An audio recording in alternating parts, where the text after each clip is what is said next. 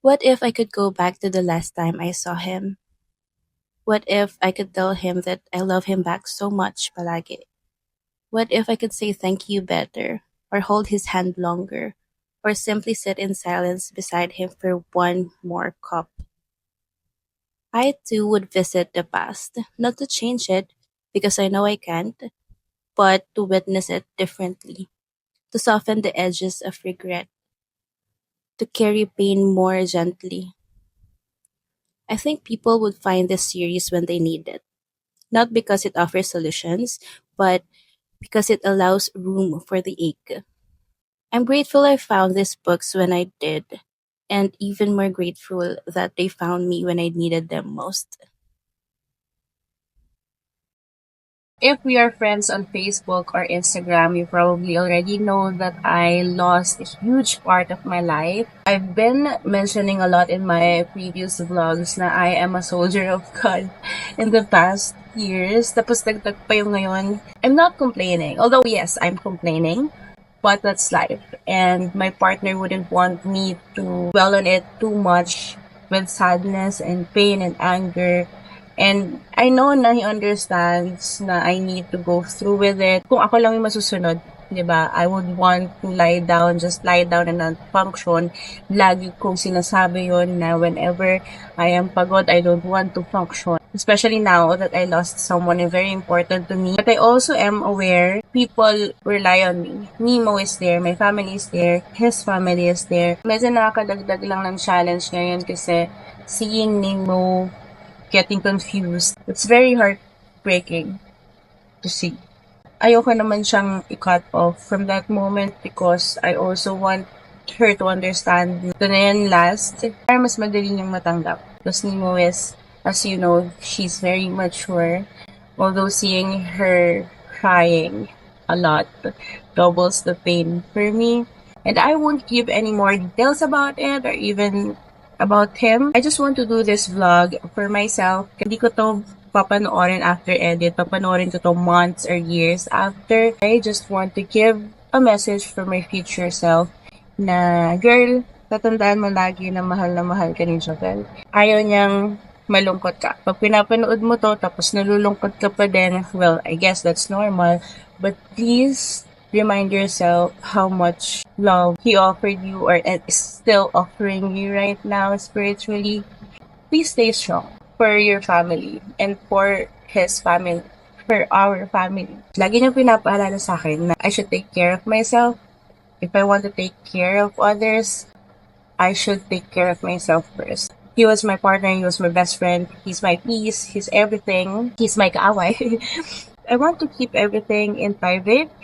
But I also want to acknowledge na I have this platform na pwede kong ibubos yung mga emotions ko without any explanations. So, I'm just living it here. Hello to my future self.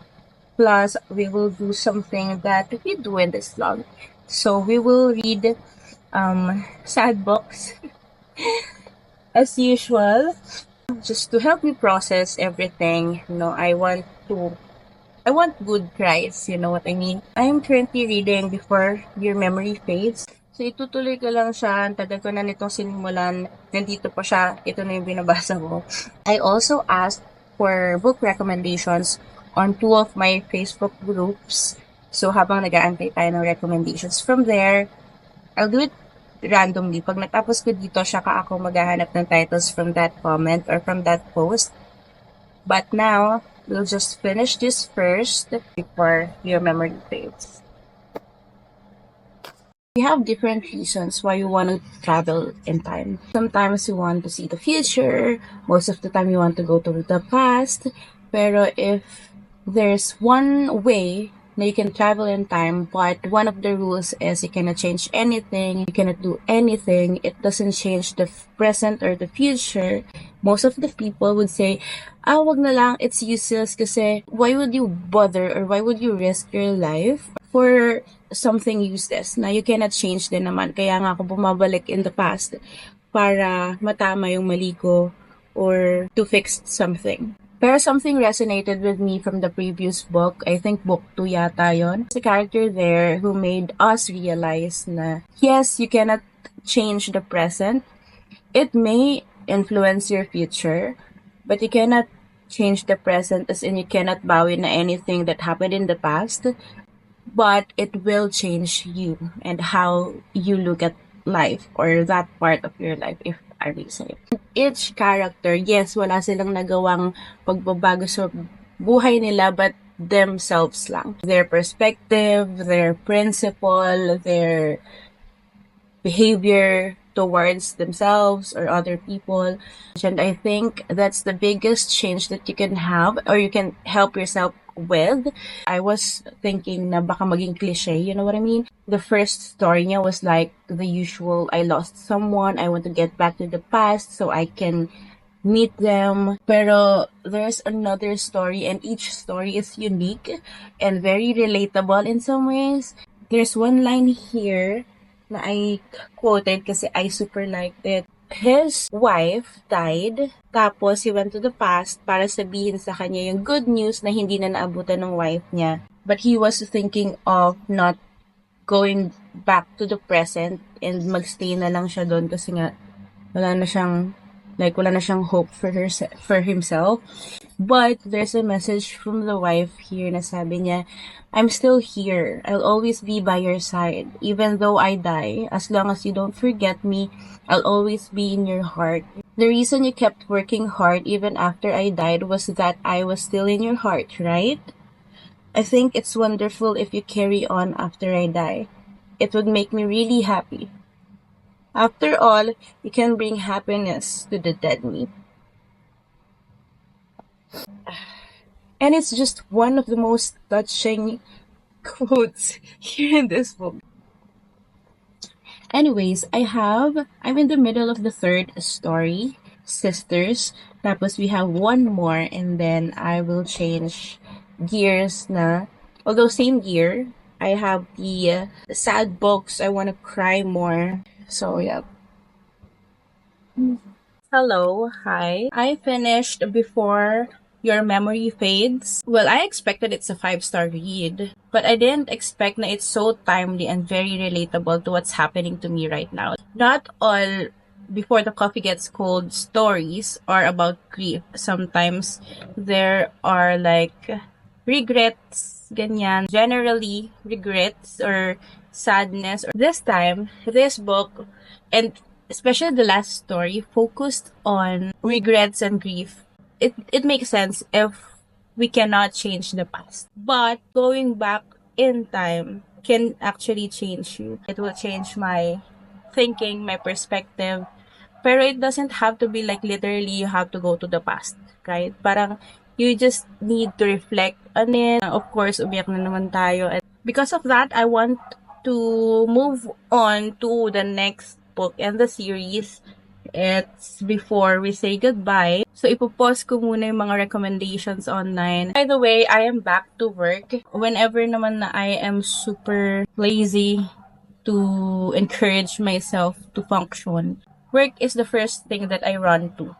Kasi I want to get busy, I want to think about other things, I want to be distracted, you know what I mean? And plus, scanning through digital libraries kasi naghanap rin ako ng mga ibang books. It also made me super excited na magbasa ulit. So yeah, let's do more crying. Sobrang bloated ng itsura ko. As in, suot ko lang to kasi I feel so, I miss him. Anyway, I am in the middle of the fourth book of the Before the Coffee Gets Cold. It's Before We Say Goodbye. And again, it's so timely. Hindi ko alam if fate just wanted me to pause reading the third book in the middle of it kasi saktong-sakto yung story na na-stop ko and dun tinuloy ko siya. Saktong-sakto. Tapos, before the memory fades pa and I was like, I don't want to be the reason why everything is still mahirap pa rin for him right now, but I also, of course, I want to let go, but I also want to hold on to the memories. You know what I mean? That book is it's really a big help for me. It's what I was needing that moment. And ngayon naman, Before We Say Goodbye, it's like, girl, it's giving letting go vibes. And I don't wanna Of course, I need to. So I put on some pressed on nails bagay siya kasi it makes me happy. Anything that makes me distracted because I need to. So yeah, let's continue kasi kakatapos lang ng meeting. So I have more time to read before I become a nanay ulit. Better to try.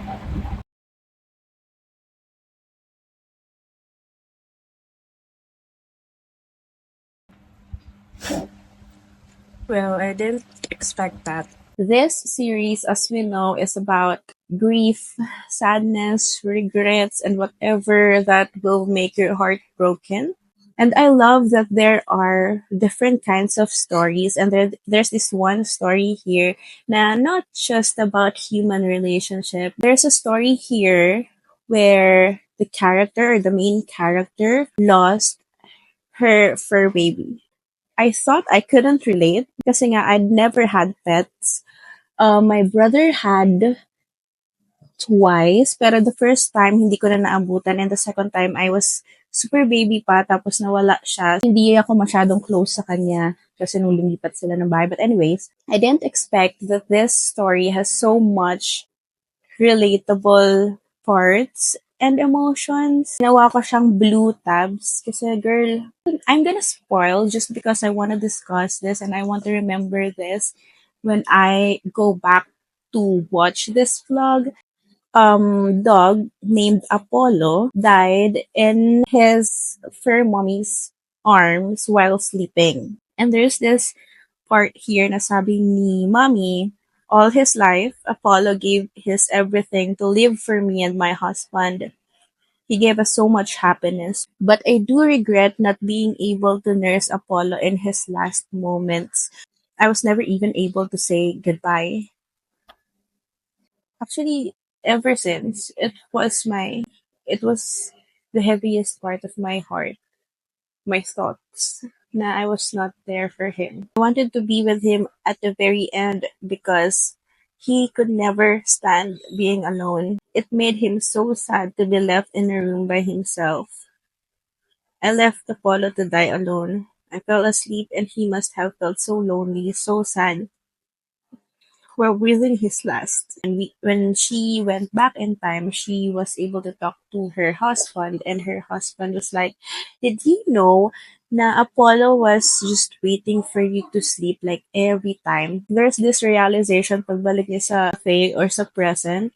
I haven't been saying anything to him, but sorry. But I'm sure Apollo never wanted to hear that. He wouldn't have wanted me to cry. So I'm going to live my life feeling good about myself. I'm trying to get myself back together. So I'm gonna pause kasi the next story is the proposal. It's finally here. I got it. It's this tune by Thea. It's like a projection photo necklace or whatever. It makes me feel happy and loved. I don't know. It's sweet. Anyways, I am in the middle of the third story. It's funny kasi the title is The Proposal, and you'd think that I will relate to it more than the previous one, but girl, this is not it. She was not sure about marrying her partner. Tapos her partner eventually broke up with her kasi meron na siyang bago. Tapos he passed. He passed away. Now the girl was like, "Oh my god, this is the biggest regret in my life. My biggest her biggest regret. Don't understand why you're staying in a relationship na you are not looking forward to marrying into. You know what I mean? Is in our case, it wasn't a question. It's like it's the actual like natural next step now for us. Anyways, that's it. I don't have any more like substantial update yet.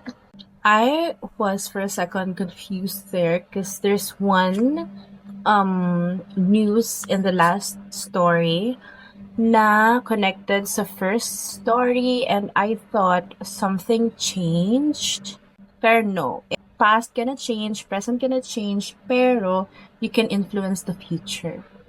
I think. Pero there's one na I think sa isang book yon sa book 3, where there's a little small decision na naganap, na nag-change. Is it small? Parang small but impactful, if I may say. So this book is again 5 stars. I guess the whole series will be 5 stars for me. And you know what? Get this. If this book is a good read for when you're grieving or when you're sad, if you want a good cry, this series is so good. But it's also like something that worthy of a read if you're when you're happy, you know? Parang 1 second I was laughing with Nemo and then the next second I was crying already kasi yung last story was so emotional. Although tungkol siya sa parents, like she was regretful about how he treated her dad. Although my favorite part was the farewell, which is a fur mommy and the dog, pet dog na story because it's relatable, heartwarming. It also made me feel lighter today. So we have blue tabs for it. And the least favorite, I guess, the proposal. Because I don't know. The main character is just main charactering. I will go straight to the fifth book. I don't know if I'm going to be OC about it kasi super magkaiba talaga. Bothers me, so I'm gonna change my set of tabs. So normally, at least for the before the coffee gets cold series, I use at least 2 colors of tabs. We have the darker ones or one color for something about the cafe or the magic or the rules or something that is a new information about the cafe. Kasi every book you think you already know the rules and the magic system, but every book there's additional information. There's a loophole, different rule na nag-appear or some kind of whatever. And the other color is for quotes. So, yun. Palitan natin to na OC ako. I am on the second story. And napansin ko lang the writing style has improved even more. The first 4 books is really, really good. Or are really, really good. Or are good pa rin sila.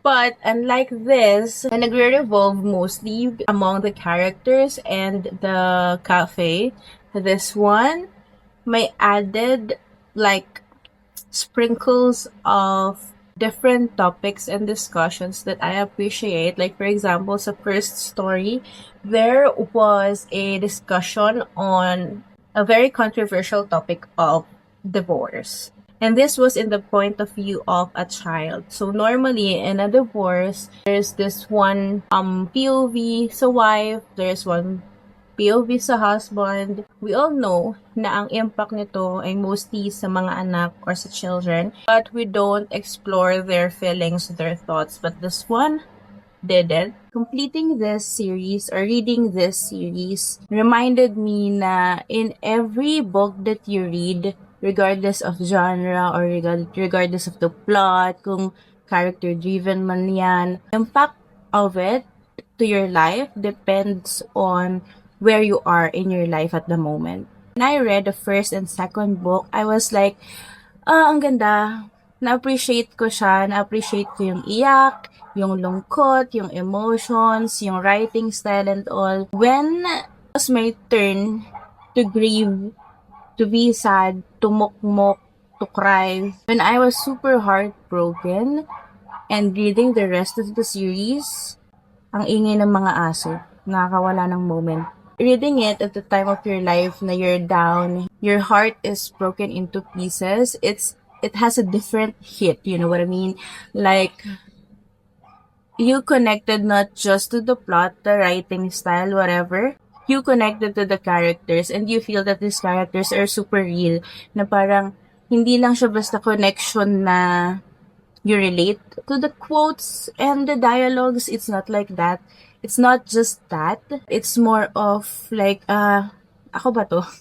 Ito yung exact words na I wanna say, but I cannot articulate because I'm not good with words. We finally finished the five books in Before the Coffee Gets Cold series, and I saw in Goodreads na merong six. So, wala pa sigurong English translation. Parang purple yata yung color niya. Ang dami kong relatable moment. Thank you so much for reading with me. Thank you for watching, and I'll see you on the next one.